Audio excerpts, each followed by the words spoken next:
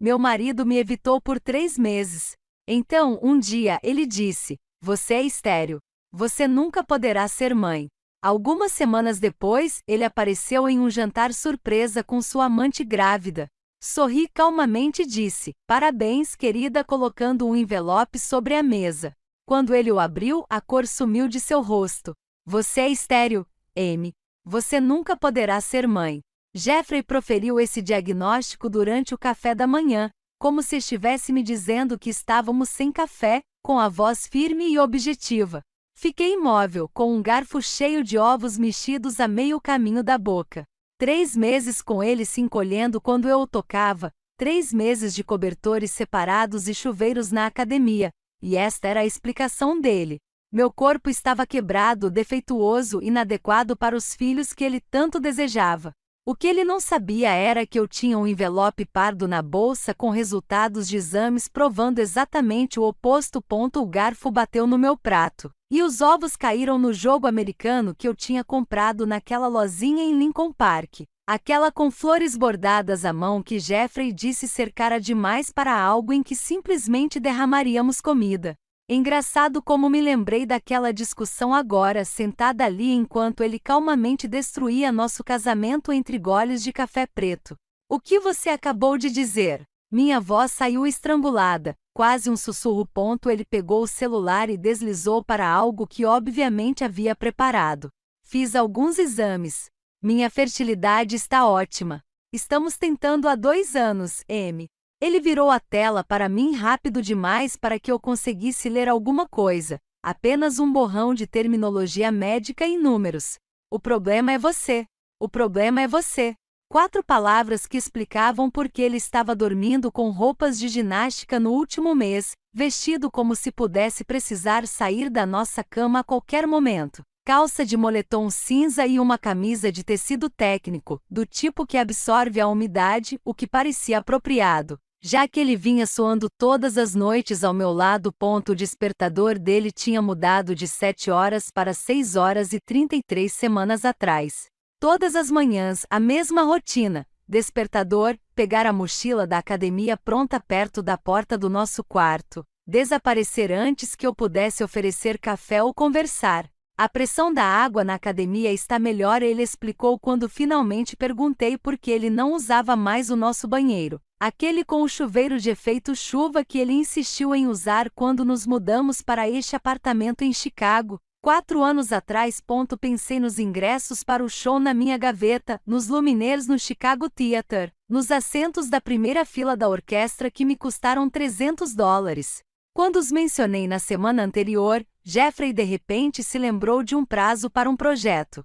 Na semana anterior, as reservas para jantar no Gale and the Goat entraram em conflito com uma reunião de emergência com um cliente. 2 semanas antes, uma viagem de fim de semana para visitar meus pais em Milwaukee foi prejudicada por relatórios trimestrais que não podiam esperar de jeito nenhum. Cada plano que eu fazia gerava uma obrigação urgente de trabalho, como se minha presença na vida dele tivesse se tornado algo para ser programado em vez de programado com ele. Jeffrey, eu preciso de filhos, Amy. Preciso de um legado. Ele disse isso como se estivesse explicando uma aquisição de negócio, não discutindo o futuro que planejamos juntos. Você não pode me dar isso. A visita da minha irmã Carol na semana passada de repente fez mais sentido. Ela encontrou a aliança dele no porta-copos do carro, depois na bolsa de ginástica, depois na mesa do escritório em casa. Cada descoberta vinha com uma nova desculpa: dedos inchados por causa do sal, sensibilidade a metais, alergia a sabão que afetava apenas o dedo anelar. Carol me puxou de lado na cozinha, com a preocupação franzindo sua testa. Ele só come saladas para a viagem, ela apontou. O homem que costumava implorar pela sua lasanha está vivendo de Sweetgreen. Amy, tem algo errado. Eu descartei isso como estresse de tentar engravidar, mas agora eu entendia. Todas as refeições caseiras que eu fazia, o assado que ele pedia todo domingo, o pão de banana que ele levava para o trabalho e se gabava, a canja de galinha que eu aperfeiçoava com a receita da avó dele, ele rejeitava todas.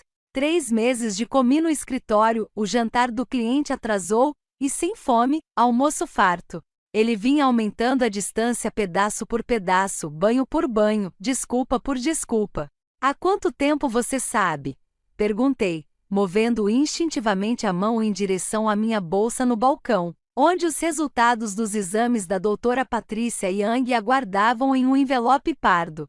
Saúde reprodutiva perfeita, ela dissera, níveis hormonais ótimos, tudo funcionando exatamente como deveria. Isso importa? Jeffrey se levantou, ajeitando a camisa, uma camisa social que eu havia passado ontem, quando eu ainda achava que éramos um casal passando por uma fase difícil. A questão é que agora sabemos. Podemos parar de fingir que isso vai dar certo.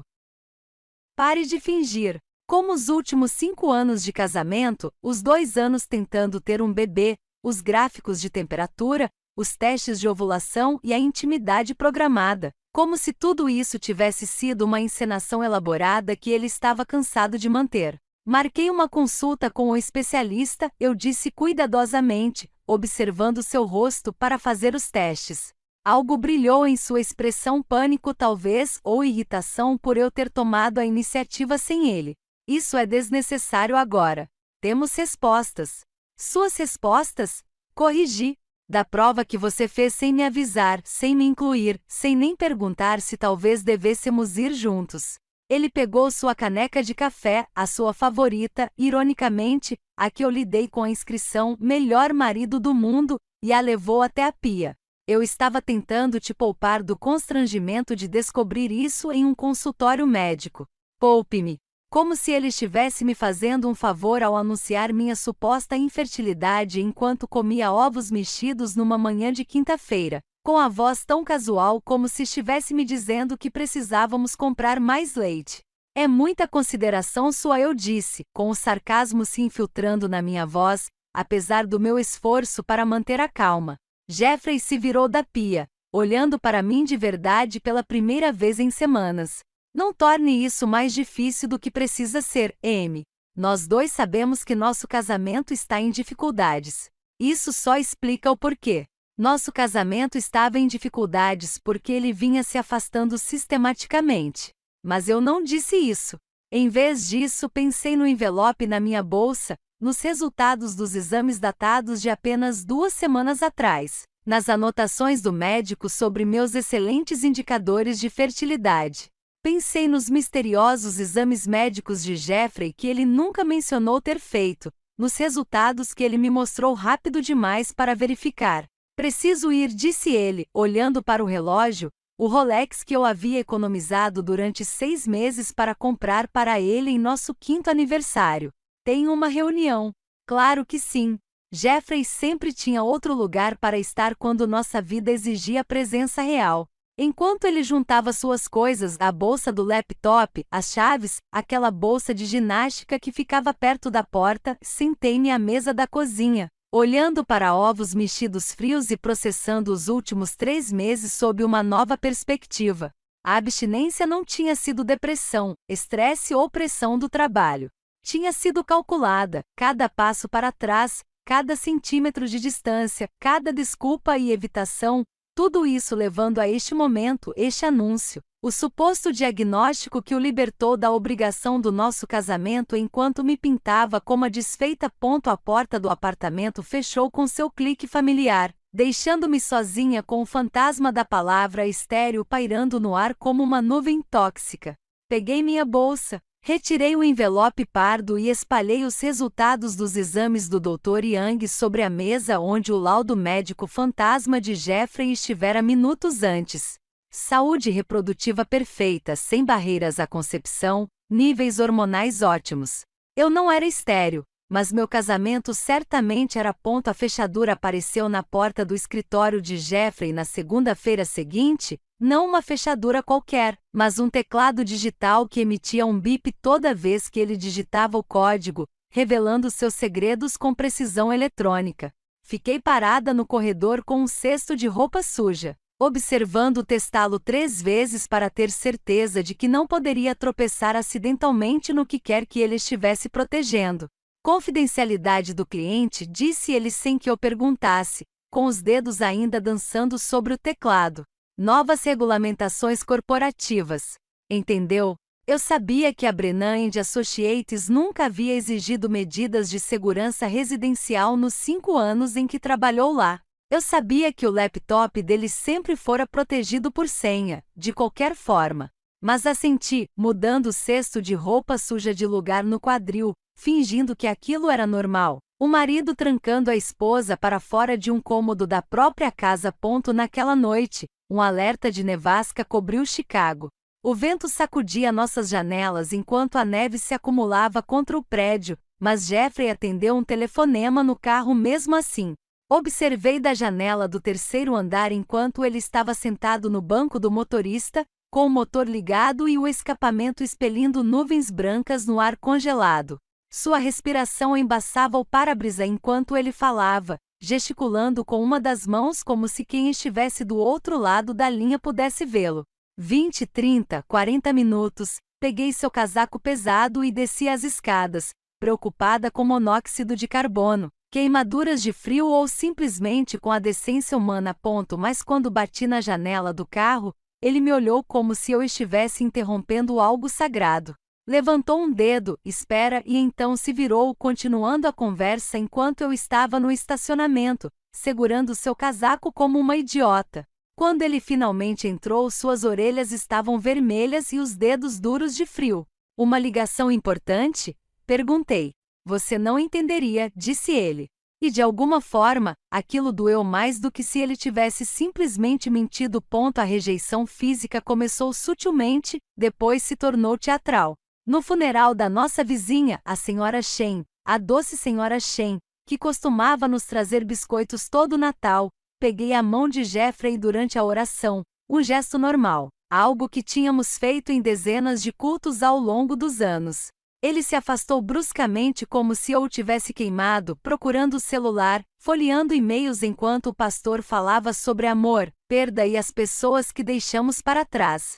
Achei que você estava pegando minha carteira, explicou ele no carro depois, o que fez tão pouco sentido que eu nem respondi. Quem pega a carteira de alguém durante uma oração fúnebre? Em que universo seria essa minha intenção?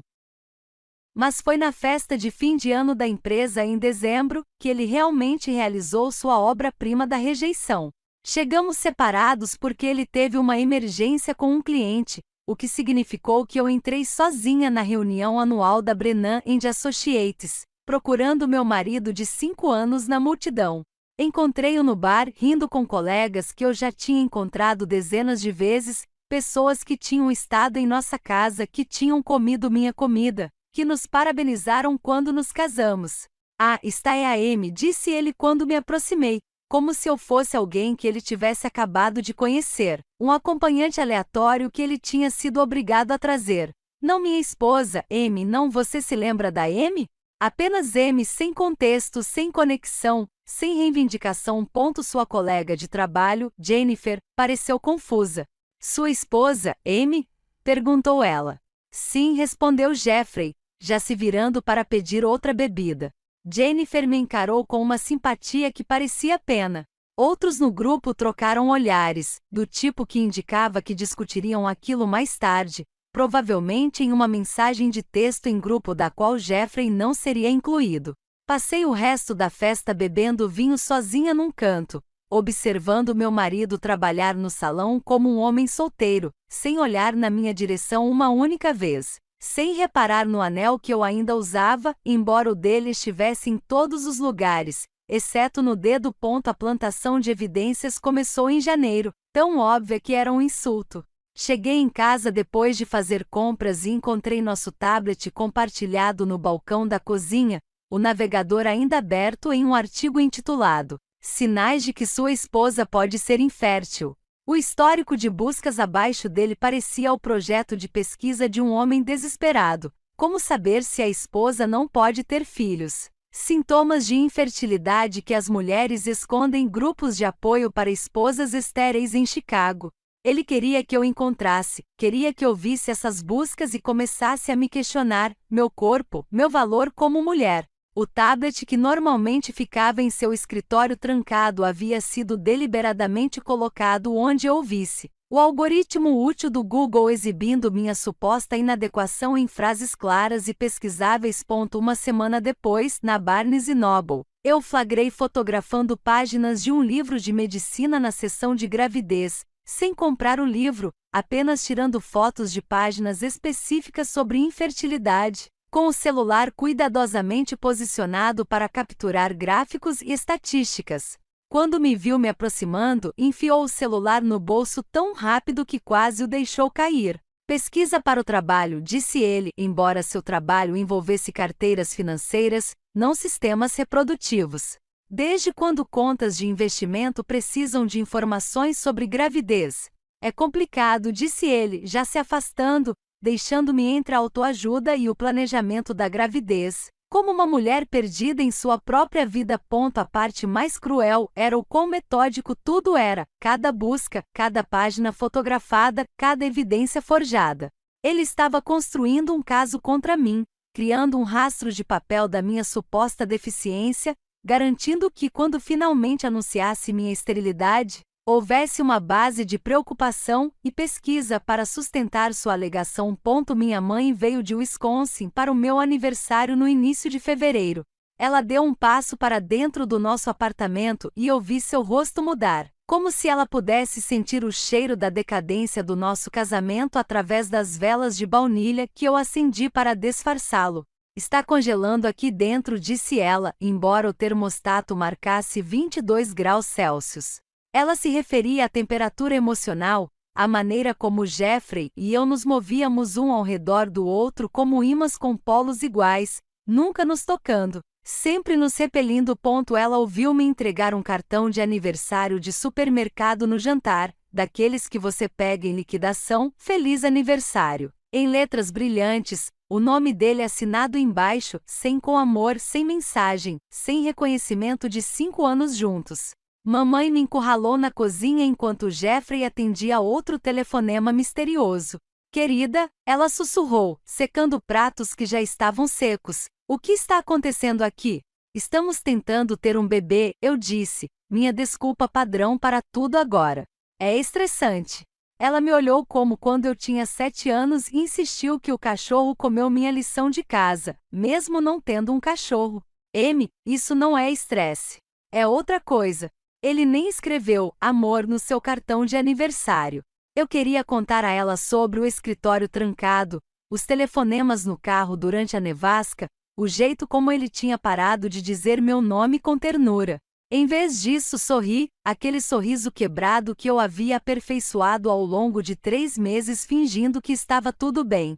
Estamos resolvendo algumas coisas. Ela foi embora na manhã seguinte, me abraçando tão forte que pensei que nunca mais fosse me soltar. Você sabe que sempre pode voltar para casa, sussurrou ela no meu cabelo. Sem perguntas. Mas eu não estava pronta para ir para casa. Eu ainda acreditava na atuação de Jeffrey, ainda achava que aquilo tinha conserto. Ainda esperava que o homem com quem eu havia me casado estivesse em algum lugar dentro daquele estranho que trancava portas. Plantava evidências e me tratava como uma doença que ele estava documentando para revistas médicas. 2 semanas após a visita da minha mãe, Jeffrey ligou para o trabalho dizendo que estava doente. A conversa telefônica com seu supervisor foi breve, profissional, e sua voz carregava o peso de uma doença imaginária. Ele desligou e olhou para mim do outro lado do quarto, e eu soube, com a certeza que vem de quem convive com os padrões de alguém, que o que viria a seguir havia sido planejado com minúcias. Ele andava pelo nosso apartamento com um propósito incomum, fazendo café para nós dois. Não a única caneca que vinha servindo há meses, mas 2 xícaras, medindo o pó com precisão, adicionando meu creme e açúcar sem perguntar se eu ainda tomava da mesma forma. A cafeteira borbulhava enquanto ele ajustava as persianas da cozinha, inclinando-as até que a luz da manhã incidisse sobre nossa mesa como um holofote em um palco. Sente-se, disse ele, puxando minha cadeira, a primeira vez que fazia isso em meses. O gesto parecia ensaiado, como se ele tivesse praticado ser um cavalheiro uma última vez antes de desmantelar toda a gentileza entre nós. Sentei-me, observando-o arrumar nossas canecas de café com cuidado, posicionando a pasta no ângulo perfeito ao lado da xícara, tudo coreografado. Até a maneira como ele se acomodava na cadeira parecia calculada, a postura mais ereta do que o normal, as mãos cruzadas como um âncora de jornal prestes a dar manchetes trágicas. Precisamos ter uma conversa honesta, ele começou, e notei que ele estava olhando para além de mim, concentrando-se em um ponto por cima do meu ombro esquerdo, como atores fazem quando não conseguem encontrar os olhos do parceiro de cena. Ele pegou a pasta, marrom sem marcas, cheia do que pareciam ser documentos oficiais, e a deslizou sobre a mesa com a precisão cuidadosa de alguém manuseando evidências. A pasta parou exatamente no meio do caminho entre nós, uma fronteira que nenhum de nós cruzaria. Tenho pesquisado, disse ele, com a voz assumindo um tom que eu nunca tinha ouvido antes, clínico, distante, como se estivesse apresentando os resultados trimestrais para estranhos. Sobre a nossa situação, sobre por que não conseguimos engravidar. Minhas mãos envolveram a caneca de café para me aquecer, embora o frio que senti não tivesse nada a ver com a temperatura ponto através do vapor que subia da minha xícara. Observei o rosto de Jeffrey alternar entre expressões que ele devia ter ensaiado: preocupação, simpatia, resignação, nenhuma delas alcançando seus olhos. Algumas mulheres, ele começou, depois fez uma pausa, pigarreando como se as palavras fossem difíceis.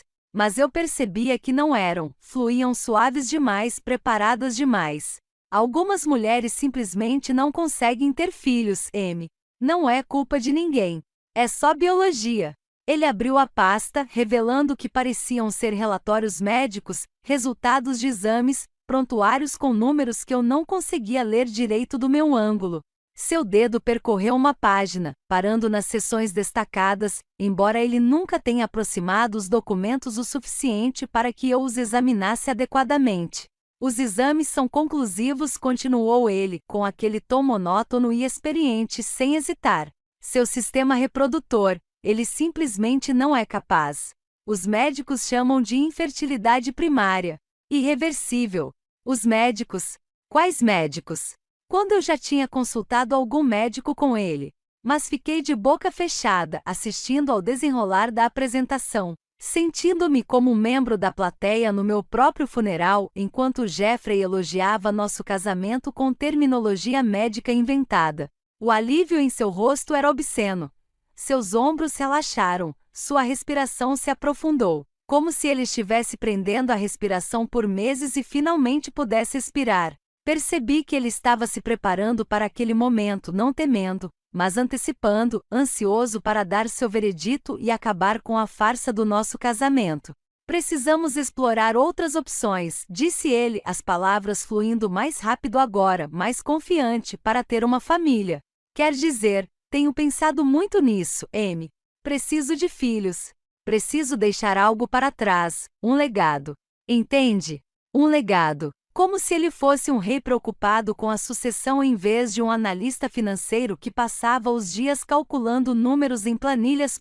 Mas permanecia em silêncio, meus dedos percorrendo a alça da minha caneca de café enquanto minha mente corria para o arquivo em nosso quarto, para a pasta marcada prontuários médicos, onde estavam os resultados dos meus exames, os da doutora Patrícia Young mostrando tudo funcionando perfeitamente, níveis hormonais ótimos, sem qualquer barreira à concepção.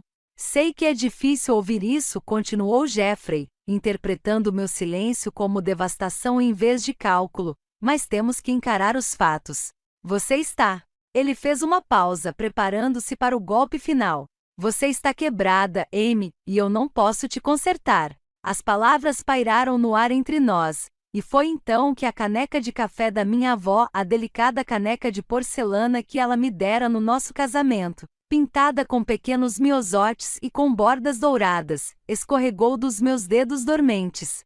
Caiu no que pareceu ser em câmera lenta, girando uma vez no ar antes de atingir o piso de madeira com um som musical e final. O café se espalhou pelo chão em uma explosão marrom, alcançando os pés de Jeffrey como uma acusação. A caneca havia se quebrado em 5 pedaços distintos, a alça intacta, mas separada, o fundo rachado, as laterais espalhadas como pétalas de uma flor morta. Ajoelhei-me para juntar os pedaços com as mãos tremendo não de tristeza, mas de uma raiva que eu ainda não conseguia expressar.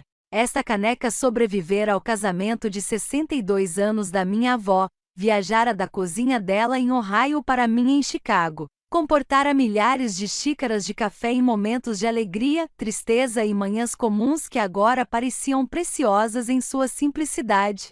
Deixe, disse Jeffrey, já de pé, dando um passo para trás para evitar que o café se espalhasse. Vou pegar papel toalha. Mas não deixei. Recolhi cada pedaço com cuidado, aninhando-os na palma da mão como pássaros feridos. Os miosotes ainda estavam visíveis nos fragmentos maiores com a tinta azul inalterada, apesar da violência da quebra-ponto conforme meus dedos encontravam cada caco. Percebi que não estava juntando porcelana quebrada, eu estava coletando evidências de algo maior se estilhaçando, algo que não poderia ser colado de volta com desculpas ou explicações. Jeffrey voltou com um rolo inteiro de papel toalha, jogando sobre o derramamento a uma distância segura, observando-me ajoelhar entre os escombros com uma expressão que eu não conseguia decifrar, impaciência talvez, ou desgosto por eu estar fazendo tamanho espetáculo de uma xícara quebrada quando ele tinha acabado de me diagnosticar como defeituosa. É só uma caneca, disse ele. Era da minha avó. Vamos comprar outra para você. A desconsideração casual de algo insubstituível me disse tudo. Jeffrey conseguia fabricar relatórios médicos, ensaiar discursos diante de espelhos, orquestrar aquela manhã inteira como uma produção teatral, mas não conseguia entender que algumas quebras não podiam ser consertadas com peças de reposição. Algumas coisas, uma vez quebradas, permaneciam assim. Fiquei de pé, ainda segurando as peças de cerâmica, o café escorrendo pelas toalhas de papel em direção à pasta que ele havia deixado sobre a mesa. O líquido marrom atingiu a borda de seus relatórios médicos falsos, manchando-os com a verdade daquele momento confusa, espalhada, impossível de conter. Preciso de um pouco de ar, disse eu, surpreendendo-me com a firmeza da minha voz. Ainda não terminamos de conversar. Sim, respondi, olhando diretamente para ele pela primeira vez desde que ele começara sua apresentação. Acabamos. Caminhei até o nosso quarto, ainda carregando os cacos da caneca da minha avó, e os coloquei cuidadosamente em uma caixinha da minha gaveta de joias. Atrás deles, no arquivo que Jeffrey nunca se dera ao trabalho de explorar, meus verdadeiros registros médicos aguardavam. Saúde reprodutiva perfeita, níveis hormonais ótimos, tudo funcionando exatamente como deveria. Mas não os peguei, ainda não. Porque algo no alívio de Jeffrey, em seu discurso ensaiado e em suas evidências fabricadas, me dizia que aquilo era maior do que apenas querer terminar um casamento. Tratava-se de outra coisa, algo que ele escondia atrás de pastas médicas e de uma compaixão ensaiada. Fiquei em pé no nosso quarto por 10 minutos, com a caixa contendo a caneca quebrada da minha avó em cima da comoda, antes de ouvir o carro de Jeffrey saindo da garagem. Ele estava indo para sua reunião de emergência com o cliente, aquela que se materializou no momento em que me afastei de sua apresentação. Pela janela, observei seu BMW desaparecer na esquina e esperei mais 5 minutos para ter certeza de que ele não voltaria para pegar algo esquecido. A porta do seu escritório estava aberta, não apenas destrancada, mas completamente aberta. Como se ele estivesse com tanta pressa para escapar da cena de sua crueldade que tivesse se esquecido completamente de sua preciosa segurança. O teclado digital piscou em verde, a fechadura destravada, seu santuário vulnerável pela primeira vez em meses. Empurrei a porta mais para dentro e entrei. O quarto cheirava a colônia dele, aquela cara que eu tinha comprado para ele no Natal passado, misturada com outra coisa. Café talvez, e a leve doçura de um perfume que definitivamente não era meu. Sua mesa estava mais bagunçada do que ele jamais toleraria se soubesse que eu a veria, papéis espalhados pela superfície, pastas empilhadas desordenadamente, seu espaço normalmente organizado exibindo rachaduras em sua fachada perfeita. Comecei com o arquivo, meus dedos percorrendo abas etiquetadas até encontrar uma marcada como Impostos 2023. Mas impostos não eram o que Jeffrey estava escondendo. Sob os formulários W2 e recibos de despesas comerciais, encontrei extratos de cartão de crédito de uma conta que eu não sabia que existia. As cobranças contavam uma história que me embrulhou o estômago. Victoria's Secret, $127,43, 3 de fevereiro. Outra cobrança 2 semanas depois, $89,99, tamanhos listados no recibo detalhado, 32B, tamanho pequeno. Eu usava 36C tamanho médio. Havia também as taxas do restaurante. O Giovanni's, o restaurante italiano que ele me disse que lhe causou intoxicação alimentar no ano passado, jurando que nunca mais voltaria, 3 taxas nos últimos 2 meses, sempre exatamente 2 jantares, sempre com harmonização de vinhos. O Chez Lauron, onde ele alegou que as porções eram pretensiosamente pequenas quando sugeri para o nosso aniversário, 4 visitas desde dezembro. Minhas mãos se moviam mecanicamente, tirando fotos de cada declaração com o celular, o clique da câmera soando alto demais no escritório silencioso. Um recibo de uma joalheria de janeiro me fez parar para pensar, $1.340 por brincos de pérola. Eu nunca tive brincos de pérola, nunca sequer mencionei que os queria. O laptop de Jeffrey estava aberto sobre a mesa, a tela escura, mas não bloqueada. Um toque no trackpad o fez voltar à vida com seu e-mail já aberto, como se ele o tivesse verificado logo antes de criar sua produção teatral matinal. A caixa de entrada exibia principalmente correspondências de trabalho, mas uma bandeira roxa me chamou a atenção, seu sistema de arquivamento pessoal para o que ele marcava como importante. Os e-mails sinalizados eram todos de Angela Morrison. Eu conhecia Angela. Ela trabalhava em contabilidade na Brennan & Associates. Tinha começado há cerca de 6 meses, bonita, loira, talvez com 28 anos. Ela estivera na festa de fim de ano em que Jeffrey me apresentará como apenas M. E agora eu entendia que o olhar solidário que ela me lançara não era simpatia alguma, era pena misturada com culpa. Os e-mails começaram com bastante profissionalismo em novembro. Obrigado pela sua ajuda com o portfólio da Richardson. O cliente adorou sua apresentação, correspondência normal no ambiente de trabalho que ninguém questionaria.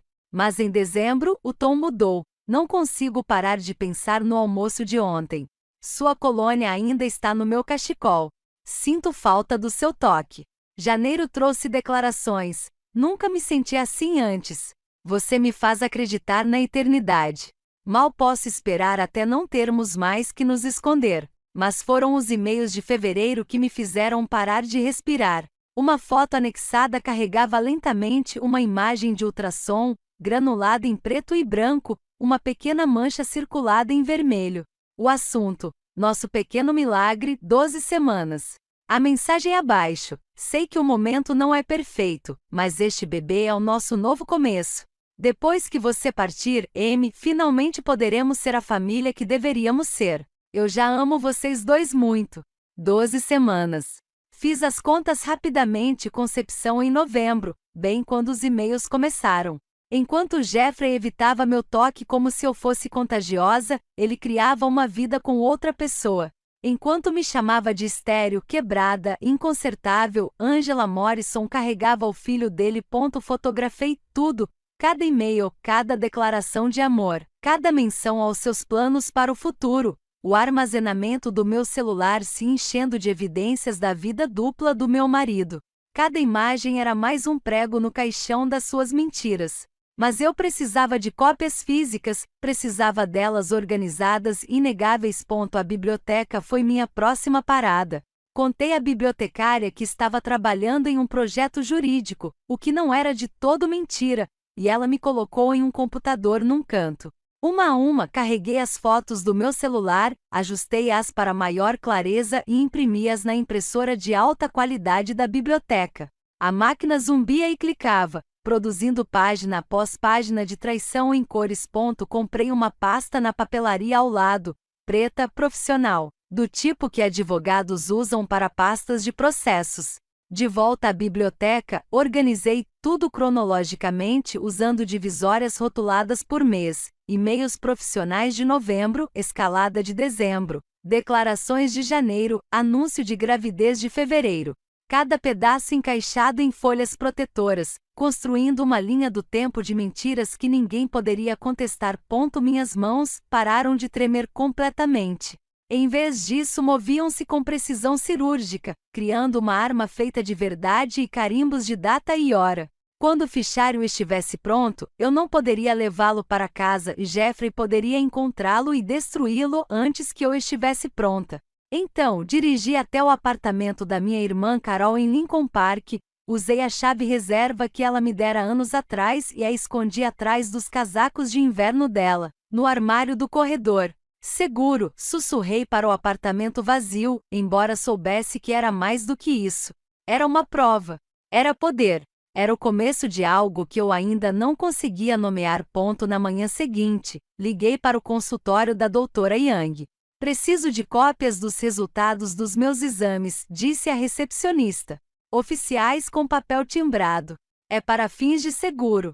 A doutora Young me atendeu naquela tarde, fazendo os mesmos exames que fizera semanas antes, só para garantir que nada havia mudado. Exames de sangue, ultrassons, exames hormonais, o painel diagnóstico completo que comprovaria, sem sombra de dúvida, o que os relatórios médicos falsos de Jeffrey tentavam negar. Esses números são excepcionais, disse a doutora Young, revisando os resultados em seu computador. Você está no 95º percentil de saúde reprodutiva na sua faixa etária, em qualquer faixa etária. Raramente vejo números tão ideais. Você poderia colocar isso por escrito? Perguntei. A seguradora precisa de documentação detalhada. Ela imprimiu várias cópias, cada uma carimbada com seu selo oficial, assinada com sua assinatura oficial, prova médica de que eu não era deficiente, não era estéril, não era nenhuma das coisas que Jeffrey tentará me rotular. Tem certeza de que está tudo bem? Perguntou a doutora Young enquanto me entregava a pasta. Você parece diferente da sua última consulta. Tudo está ficando muito claro, eu disse a ela. E pela primeira vez em meses, era a mais pura verdade. Voltei para casa dirigindo do consultório do Dr. Young com a pasta com os resultados de fertilidade no banco do passageiro, minha mente já entrando em modo de performance. Se Jeffrey quisesse uma esposa destruída, eu lhe daria exatamente isso, uma mulher devastada lutando contra sua esterilidade enquanto ele construía sua nova vida com Angela Morrison. A primeira parada foi na livraria perto do nosso apartamento. Juntei braçadas de folhetos de adoção da seção de planejamento familiar, certificando-me de escolher aqueles com as fotos mais comoventes. Crianças esperando por um lar, estatísticas sobre adoções de casais mais velhos, depoimentos de pais que encontraram caminhos alternativos para a paternidade. A caixa, uma jovem de olhos gentis, tocou minha mão gentilmente enquanto me entregava a sacola. Seja qual for a sua jornada, disse ela suavemente, espero que encontre paz. Quase ri. Paz era a última coisa que eu procurava.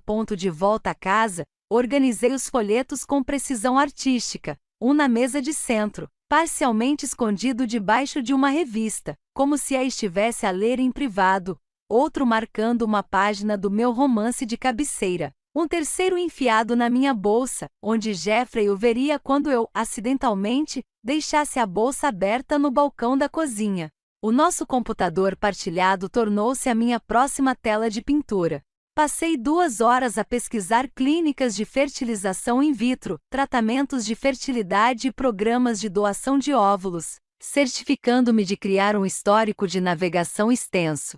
Marquei páginas intituladas Quando seu corpo falha e aceitando a infertilidade, um guia para o luto da mulher. Até criei uma folha de cálculo comparando os custos das clínicas, sabendo que a mente analítica de Jeffrey verificaria o meu histórico de pesquisa e apreciaria a documentação completa do meu suposto desespero. O grupo de apoio foi, talvez, a minha melhor apresentação.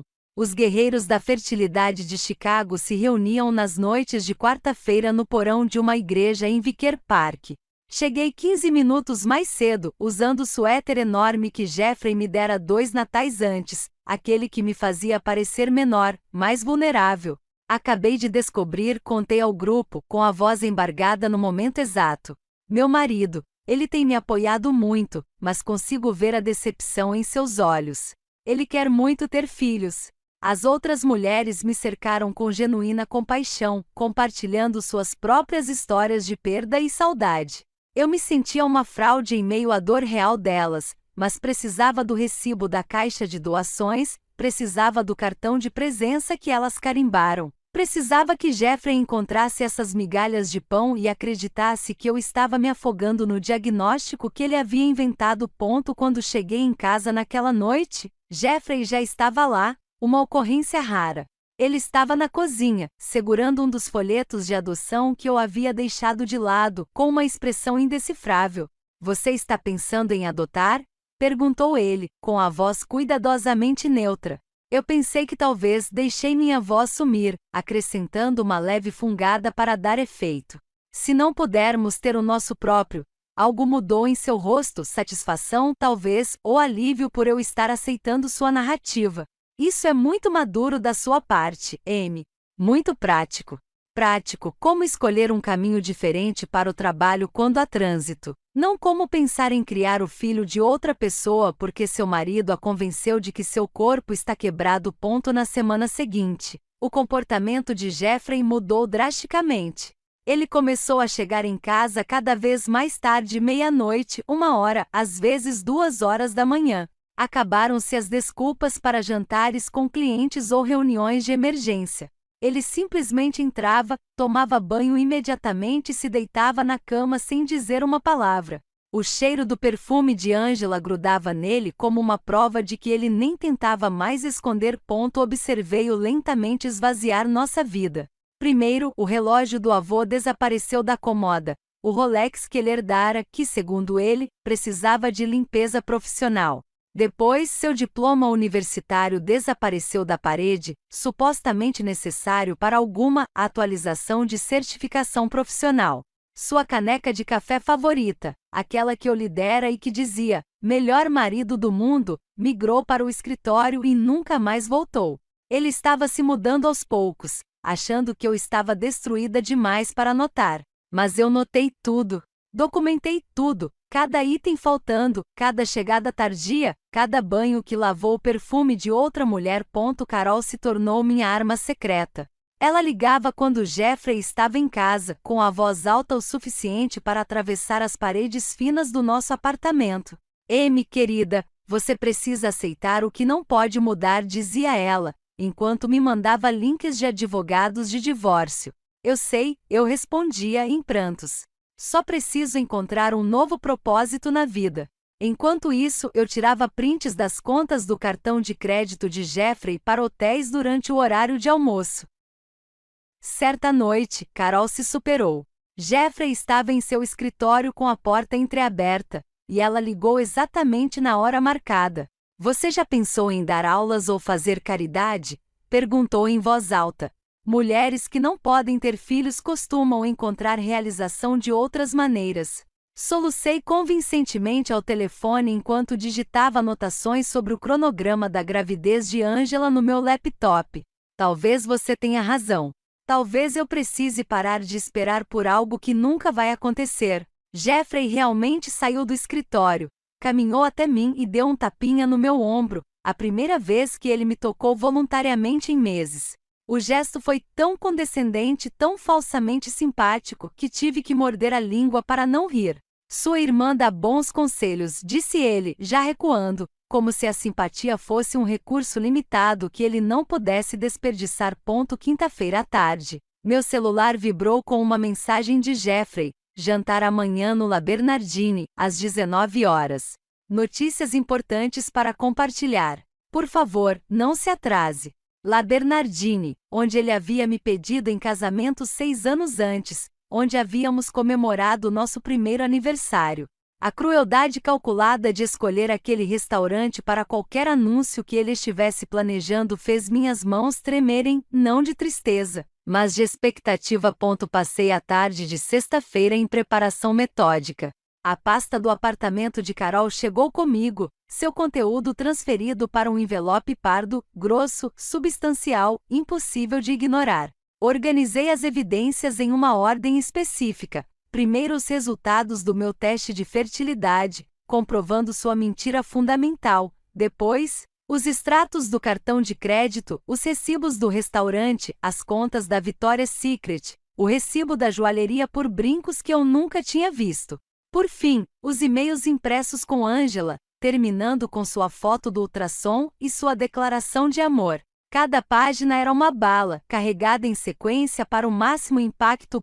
Escolhi minha roupa com cuidado. O vestido preto que Jeffrey tinha me dado de presente de aniversário, aquele que ele disse que me deixava linda antes de decidir que eu estava quebrada. Maquiei-me com mãos firmes, cada aplicação de rímel como uma armadura contra qualquer crueldade que ele tivesse planejado. O envelope pardo cabia perfeitamente na minha bolsa, seu peso me confortando. Olhei-me no espelho, não uma vítima, não uma mulher destruída aceitando seu destino, mas alguém prestes a inverter todo o roteiro que Jeffrey havia escrito. Meu celular vibrou com outra mensagem de Jeffrey. Na verdade, estou trazendo alguém que você deveria conhecer. Espero que não se importe. Alguém que eu deveria conhecer, Angela Morrison, carregando seu filho enquanto ele me chamava de estéril. A audácia era de tirar o fôlego, mas também perfeita. Ele estava prestes a me entregar o palco para minha própria apresentação, com testemunhas. Em vez de dirigir, chamei um táxi, sabendo que minhas mãos poderiam não estar firmes o suficiente para a viagem de volta. O motorista me deixou em La Bernardine às 6h45, e fiquei do lado de fora por um momento, admirando a fachada elegante onde Jeffrey se ajoelhara 6 anos antes, onde prometera me amar na saúde e na doença, na alegria ou na tristeza, até que a morte nos separasse. Aparentemente até que relatórios médicos falsos, não constava nos votos. Lá dentro, o maitre me reconheceu imediatamente. Senhora Hawthorne, que bom revê-la. Seu marido fez uma reserva para 3 pessoas. 3, não 2, ele tinha feito uma reserva que incluía sua amante grávida em nosso lugar especial. Eu gostaria daquela mesa, por favor, eu disse, apontando para uma no centro da sala de jantar principal, perto da janela. O Sr. Hawthorne solicitou uma mesa de canto. Tenho certeza que sim. Sorri, colocando uma nota de 20 na palma da mão dele. Mas eu tenho uma leve claustrofobia, e aquela mesa seria perfeita. Seria possível? O maitre olhou para a conta, depois para o meu rosto, e algo na minha expressão deve ter lhe dito que não se tratava realmente de preferência de assento. Claro, Sr. Hawthorne. Por aqui. A mesa estava perfeitamente posicionada, visível da maior parte do salão, com espaço suficiente ao redor para que os outros clientes tivessem uma visão clara do que estava prestes a acontecer. Sentei-me de frente para a entrada, pedi um copo d'água e coloquei minha bolsa cuidadosamente na cadeira vazia ao meu lado. O envelope pardo dentro como uma arma carregada, esperando o momento certo. Exatamente às 7 horas, eles entraram. Jeffrey entrou primeiro, vestindo seu melhor terno, o cinza escuro que eu o ajudei a escolher para sua festa de promoção no ano passado. Atrás dele, com a mão pousada em seu braço como se pertencesse àquele lugar, estava Angela Morrison. O vestido azul esvoaçante que ela usava tornava sua gravidez inconfundível. O tecido drapeado sobre o que parecia ser uma barriga de 4 meses. Seu cabelo loiro estava penteado em ondas suaves, sua maquiagem impecável, toda a sua aparência gritando: eu sou a atualização. A sala de jantar pareceu parar. Vi o reconhecimento passar rapidamente por vários rostos, colegas do escritório de Jeffrey, vizinhos do nosso prédio, até mesmo o Dr. Patel, do 3º andar, que comparecera à nossa festa de aniversário 2 anos antes. A inspiração coletiva ao perceberem que Jeffrey Hawthorne estava acompanhando sua amante visivelmente grávida para jantar com a esposa foi quase audível. Jeffrey hesitou. Ao ver onde eu estava sentada, não escondida em uma mesa de canto, mas exposta no centro da sala como uma peça de teatro. Seu maxilar se contraiu, mas ele se recuperou rapidamente, guiando Angela para frente com a mão na lombar dela, em um gesto possessivo e protetor. Disse ele quando chegaram à mesa, sem me olhar diretamente nos olhos. Aqui é Angela, do meu escritório. Achei que já era hora de vocês se conhecerem. Angela teve a decência de parecer desconfortável, movendo a mão livre até a barriga num gesto que pareceu nervoso. De perto, pude ver que ela era mais jovem do que eu pensava, talvez uns 27, 28 anos. Ela tinha aquele brilho de gravidez de que as pessoas falam, embora pudesse ser apenas vergonha aquecendo suas bochechas. Que lindo, eu disse, levantando-me para puxar a cadeira de Angela antes que Jeffrey o fizesse. Por favor, sente-se. Você deve estar cansada, já que está tão avançada. Os olhos de Angela se arregalaram levemente diante da minha solicitude, mas ela se sentou, murmurando um obrigada baixinho. Jeffrey sentou-se, posicionando-se entre nós como um árbitro em uma luta de boxe. O garçom apareceu imediatamente. O serviço do La Bernardine foi impecável, e Jeffrey pediu uma garrafa de vinho antes de se lembrar. Na verdade, só 2 taças. Angela não sabe beber. Terminei, claro que não. Parabéns pelo bebê, aliás. A palavra bebê pareceu ecoar pela nossa mesa. A mão de Angela voltou à barriga, um gesto protetor que poderia ter sido tocante se ela não estivesse carregando o filho do meu marido. Jeffrey começou, sua voz assumindo aquele tom ensaiado que eu tinha ouvido tantas vezes ultimamente. Sei que é difícil, mas, dada a sua situação, acho melhor discutirmos o futuro honestamente. Sua situação, como se minha suposta esterilidade fosse uma doença contagiosa que não conseguíamos nomear diretamente. Angela e eu nos aproximamos em alguns momentos difíceis, continuou ele, estendendo a mão para colocá-la sobre a mesa. Ela tem me apoiado incrivelmente enquanto eu processava tudo. Processado como se nosso casamento fosse um dado a ser analisado em vez de 5 anos de vida compartilhada. Deve ser difícil, disse Angela suavemente, falando pela primeira vez desde que se sentou, descobrir que você não pode ter filhos. Jeffrey me contou sobre o seu diagnóstico. A falsa simpatia em sua voz era quase perfeita. Ela claramente havia praticado isso, provavelmente com Jeffrey a orientando sobre exatamente o que dizer. Mas havia algo mais ali também, um leve toque de superioridade. Ela podia dar a Jeffrey o que eu não podia. Ela era o solo fértil onde o legado dele cresceria. Sim, o diagnóstico foi bastante chocante, eu disse, tomando um gole d'água, embora eu imagine que tenha havido muitas descobertas chocantes ultimamente. A mão de Jeffrey apertou sua taça de vinho, mas Angela não percebeu o tom. Ela esfregou a barriga em círculos lentos, uma demonstração de felicidade maternal que claramente pretendia contrastar com o meu suposto vazio. Não planejamos que isso acontecesse, disse Jeffrey, iniciando o que era claramente um discurso preparado. Mas às vezes a vida toma rumos inesperados. Temos que aceitar a realidade e seguir em frente com elegância. Aceitar a realidade. Seguir em frente. Ele realmente me trouxe aqui para o nosso lugar especial com sua amante grávida, para proferir chavões corporativos sobre aceitar minha deficiência. Concordo plenamente, disse eu, sorrindo tão calorosamente que Jeffrey se remexeu na cadeira. Na verdade, eu gostaria de propor um brinde. Levantei meu copo d'água, esperando que eles levantassem o vinho. Jeffrey pareceu inseguro, mas Angela ergueu sua água, ansiosa para superar o constrangimento. Há novos começos, disse eu, a verdade e a revelações inesperadas. Brindamos, o som cristalino no restaurante repentinamente silencioso. Eu podia sentir os outros clientes observando, fingindo não encarar enquanto encaravam de verdade.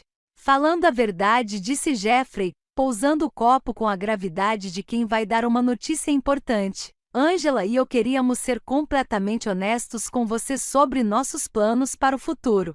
Seguir em frente, lá estava de novo, como se nosso casamento fosse uma fusão empresarial que não deu certo. Vamos ser uma família, acrescentou Angela com a mão ainda envolvendo a barriga, uma família de verdade. Ao contrário do que Jeffrey e eu éramos, falsos, incompletos, insuficientes. Assenti pensativamente e, em seguida, peguei minha bolsa com uma calma deliberada. Sabe de uma coisa? Você tem toda a razão. Este é o momento perfeito para uma honestidade completa. Meus dedos encontraram um envelope pardo, cujo peso era reconfortante e definitivo. E no espírito da honestidade, Jeffrey, tenho algo para você. O envelope emitiu um som suave quando tirei da bolsa, carregado de documentos, carregado de verdades. Coloquei o envelope pardo sobre a toalha de mesa branca entre nós, deixando-o ali por um instante, como um veredito à espera de ser lido. A iluminação suave do restaurante refletia nas bordas do envelope, e observei os olhos de Jeffrey se fixarem nele com a cautela de alguém que acaba de notar uma cobra. O que é isso? Sua voz havia perdido toda a confiança ensaiada. Abra, eu disse simplesmente. Os dedos de Jeffrey hesitaram no lacre, e eu o vi calculando, tentando adivinhar o que eu poderia ter descoberto. Angela se inclinou ligeiramente para a frente, curiosa, mas ainda não alarmada. Ela ainda achava que estava vencendo. Ainda acreditava que era a evolução fértil da esposa quebrada. O lacre do envelope cedeu com um leve som de rasgo que pareceu enorme no silêncio ao redor da nossa mesa. Jeffrey puxou a pilha de papéis e observei sua expressão mudar ao reconhecer o cabeçalho. Doutora Patricia Young, Endocrinologia Reprodutiva e Fertilidade. Suas mãos começaram a tremer ao ler a primeira página. Eu havia destacado as partes importantes em amarelo clínico: saúde reprodutiva excepcional, níveis hormonais ideais, percentil 95 para indicadores de fertilidade, nenhuma barreira à concepção identificada. Isso é impossível, sussurrou ele, os papéis tremendo em suas mãos.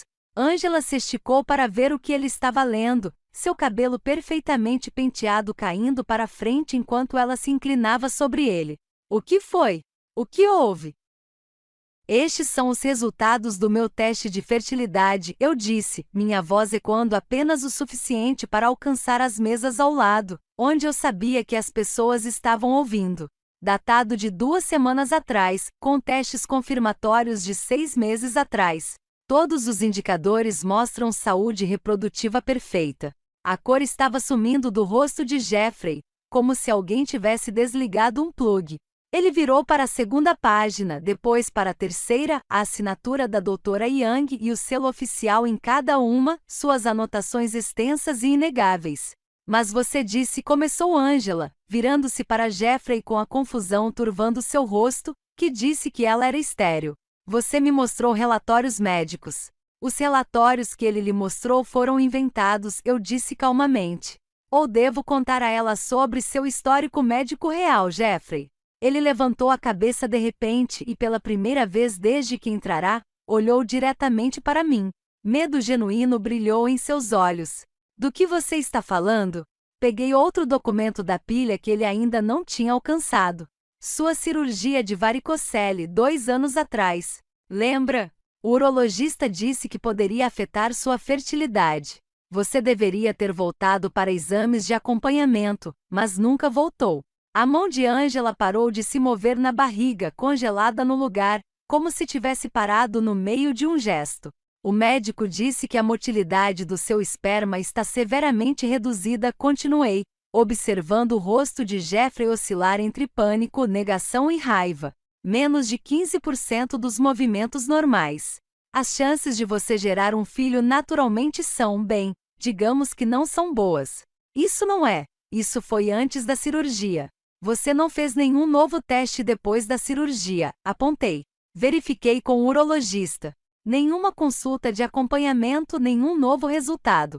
Você simplesmente presumiu que se resolveu sozinho. Angela agora olhava de um para o outro, a boca ligeiramente aberta, processando implicações que estavam destruindo toda a sua visão de mundo. Mas se Jeffrey tinha problemas de fertilidade, a matemática era simples, brutal e inegável. Ela estava grávida de 4 meses. Jeffrey tinha problemas de fertilidade documentados. O bebê que crescia dentro dela não podia ser dele. Não, disse Jeffrey, virando-se para Angela com a voz embargada pelo desespero. A cirurgia resolveu.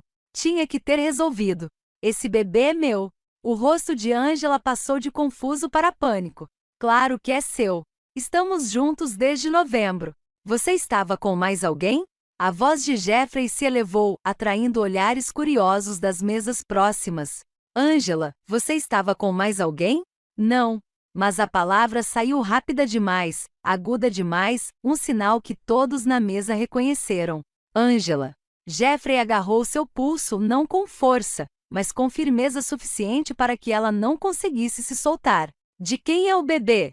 É seu, ela insistiu, mas lágrimas começavam a se formar em seus olhos, sua maquiagem cuidadosa começando a escorrer. A linha do tempo não funciona se eu for estéril, disse Jeffrey, a palavra estéril, saindo como vidro quebrado. De quem é o bebê? O restaurante ficou completamente silencioso ao nosso redor. Até os garçons pararam de se mexer, todos assistindo ao drama se desenrolar como um jantar teatral pelo qual não tinham pago, mas do qual não conseguiam desviar o olhar. Angela tentou mais uma vez. Jeffrey, por favor, podemos fazer um teste. De quem é o bebê? O grito ecoou pelo elegante salão do La Bernardine. Angela se encolheu. As lágrimas agora escorriam livremente pelo seu rosto, e eu vi o momento exato em que ela desabou.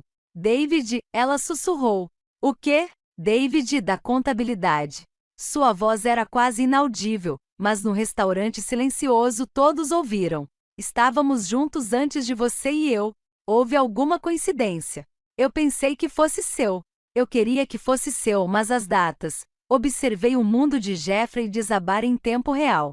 Seu rosto passou do vermelho para o branco e depois para o cinza em questão de segundos. A mão que segurava o pulso de Angela afrouxou, caindo sobre a mesa como algo morto. Você sabia, disse ele, virando-se para mim com a voz rouca. Você sabia que ela estava grávida de outra pessoa. Eu sabia que ela estava grávida, corrigi. O resto era só matemática. Seus problemas de fertilidade somados à gravidez dela equivalem ao bebê de outra pessoa. Não precisei ser detetive para descobrir isso. Angela soluçava agora um choro feio que arruinava sua maquiagem perfeita, com marcas de rímel preto escorrendo pelas bochechas. Eu te amava, disse ela a Jeffrey. Achei que poderíamos ser uma família. Com o filho de outro homem? A risada de Jeffrey foi amarga, cortante o suficiente para cortar. Você ia me deixar criar o filho de outro homem? Como se fosse me deixar acreditar que eu estava quebrada, interrompi. Todos nós fazemos escolhas, Jeffrey. Alguns de nós apenas fazem escolhas melhores que outros. Um garçom apareceu à nossa mesa, claramente enviado pela gerência para lidar com a confusão. Está tudo bem por aqui? Precisaremos de cheques separados, eu disse gentilmente. Vou embora primeiro. Levantei-me, peguei minha bolsa e deixei o envelope e seu conteúdo espalhados pela mesa. Os resultados de fertilidade, os extratos do cartão de crédito, os e-mails entre Jeffrey e Angela, tudo disposto como prova em um julgamento.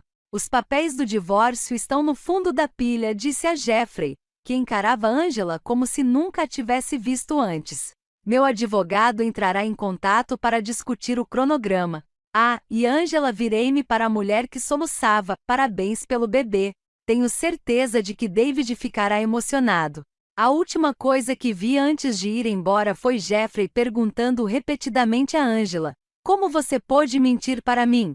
A mesma pergunta que eu vinha me fazendo há meses, agora se voltava para ele com interesse. O maitre segurou a porta para mim quando saí, e eu ouvi sussurrar: boa jogada, madame. Lá fora, o ar noturno de Chicago parecia fresco, limpo e cheio de possibilidades. Fiquei parada na calçada em frente à La Bernardine, com o vento frio atravessando meu vestido preto, e peguei meu celular. Carol atendeu ao primeiro toque. Como foi? Melhor do que o planejado, respondi, caminhando em direção ao lago. O bebê da Angela é de um cara chamado David da contabilidade. Espera aí, o quê? Jeffrey não pode ter filhos. A cirurgia dele foi há 2 anos. Ele nunca fez o teste novamente. Angela anda dormindo com um colega de trabalho. A coisa toda se desfez ali mesmo na mesa. A risada de Carol foi aguda e animada. Então, ele te chamou de estéril, sendo ele próprio estéril, e a amante dele estava grávida do filho de outro homem. O karma aparentemente toma nota. Continuei andando, meus calcanhares batendo no chão em um ritmo que me dava a sensação de liberdade. Atrás de mim, através das janelas do restaurante, eu ainda conseguia ver nossa mesa e Jeffrey afundado na cadeira, Angela soluçando em seus guardanapos. O conteúdo do envelope pardo espalhado entre eles como os destroços de 2 casos amorosos colidindo. Meu celular vibrou com uma mensagem do Jeffrey. Isso ainda não acabou. Apaguei sem responder e bloqueei o número dele. Estava tudo acabado. Ele só não tinha aceitado ainda. Na manhã seguinte, encontrei-me com minha advogada, Patrícia Tim, em seu escritório no Loop. Ela revisou as imagens de segurança do restaurante que sua assistente havia obtido de alguma forma. La Bernardine tinha câmeras, e o maitre tinha sido muito prestativo. Ela sorriu como um jogador de xadrez prevendo o checkmate 5 lances à frente. Ele trouxe a amante grávida ao seu restaurante de aniversário, disse ela, balançando a cabeça. Os juízes odeiam esse tipo de crueldade. Adicione a isso os relatórios médicos falsos sobre sua fertilidade. E estamos buscando um acordo muito favorável. Não quero o dinheiro dele, eu disse. Só quero sair. Você vai aceitar um acordo justo, corrigiu Patrícia. Você o sustentou durante a faculdade de administração. Abandonou sua carreira em marketing para seguir o emprego dele em Chicago. Você merece uma compensação por isso. Ela tinha razão. Eu tinha me esquecido daqueles sacrifícios, tão soterrados pelas traições recentes que perdi de vista tudo o que havia aberto mão pelo sucesso de Jeffrey. O divórcio avançou com uma velocidade surpreendente. Jeffrey, humilhado e desesperado para deixar Chicago, concordou com tudo: o apartamento, as economias, até a pensão alimentícia por 2 anos. Assinou os papéis com o ar derrotado de alguém que perderá uma guerra que começara. Angela desapareceu da vida dele imediatamente. Ouvi de conhecidos em comum que ela tentou convencê-lo de que o bebê ainda poderia ser dele, até sugeriu um teste de paternidade, mas Jeffrey estava farto de mentiras. Ele aprendeu tarde demais o que é ser enganado por quem o recebe. 3 meses depois, eu estava regando ervas na varanda do meu novo apartamento em Lincoln Park quando meu telefone tocou, um número desconhecido de Boston. M? A voz de Jeffrey soou oca, distante. Eu queria me desculpar. Larguei o regador e olhei para o lago Michigan, azul, vasto e honesto. Para qual parte? Tudo isso. Chamar você de estéril, Angela, tudo isso. Você está se desculpando porque sente muito, ou porque sua vida desmoronou? O silêncio se estendeu tanto que pensei que ele tinha desligado. Então, a Angela teve o bebê. O David está lutando pela custódia. Ela me nomeou na certidão de nascimento inicialmente, mas o teste de paternidade. Meu Deus, M, ela tentou me prender com o filho de outro homem. Como se você tivesse tentado me prender com uma falsa infertilidade. Eu sei. Agora entendo. Que ironia! Não é ironia, Jeffrey. É justiça. Desliguei e bloqueei o número de Boston também. 2 semanas depois, conheci Mark em um congresso médico onde eu estava apresentando sobre marketing na área da saúde. Ele era um pediatra do Northwestern Memorial, alto e gentil, com mãos que já haviam segurado milhares de bebês. Quando contei minha história enquanto tomávamos café, toda a verdade nua e crua, ele riu tanto que quase derramou café com leite. Seu ex-marido te chamou de estéril? Ele balançou a cabeça, incrédulo. Vi os resultados dos seus exames no seu boletim médico. Você está no percentil 95. Você provavelmente conseguiria engravidar com uma brisa forte. Não foi romântico falar sobre fertilidade num primeiro encontro, mas foi honesto, sem pretensão, sem encenação, sem pastas escondidas com provas fabricadas. Mark não dormia com roupa de ginástica. Não trancava portas nem atendia ligações durante tempestades de neve. Quando dormia, me puxava para perto em vez de construir muros no meio da cama. Seu celular estava virado para cima no criado mudo, desbloqueado, entediante por sua falta de segredos. 6 meses após o divórcio, plantei tomates na minha varanda, Cherokee Purple e Sun Gold, variedades que precisavam de atenção e cuidado, mas que recompensavam com abundância se você fosse paciente. Enquanto eu pressionava as sementes no solo, pensei no crescimento, nas coisas que florescem quando plantadas com sinceridade em vez de mentira. Os tomates cresceram altos e fortes naquele verão, com suas videiras se estendendo em direção ao sol como se não tivessem nada a esconder. Dei mais para os meus vizinhos. para Carol e até para o maitre Dula Bernardini, que se tornou meu amigo depois daquela noite. São incríveis, disse ele, mordendo um pedaço. Qual é o seu segredo? Terra boa, respondi. Sem mentiras misturadas. Jeffrey enviou um último e-mail antes de eu mudar de endereço. Ele estava em Boston, trabalhando em uma empresa menor, morando em um apartamento estúdio. Angela havia voltado para Indiana com os pais, criando o filho de David sozinha. David não queria nada com nenhum deles. Destruí tudo, escreveu ele, por um bebê que nem era meu. Não respondi. Não havia nada a dizer que o universo já não tivesse dito o melhor ponto de pé na minha varanda, com o sol de agosto aquecendo meu rosto. Eu segurava um tomate perfeitamente maduro na palma da mão. Estava carregado de suco de verdade e da satisfação especial de cultivar algo real em solo honesto. Os braços de Mark me envolveram por trás, seu queixo apoiado no meu ombro. No que você está pensando? Perguntou ele. Como a vingança não consiste em destruir outra pessoa, eu disse, virando o tomate para a luz. Trata-se de reconstruir a si mesmo a partir de materiais melhores. O tomate estava aquecido pelo sol, vermelho como a verdade, doce como a liberdade.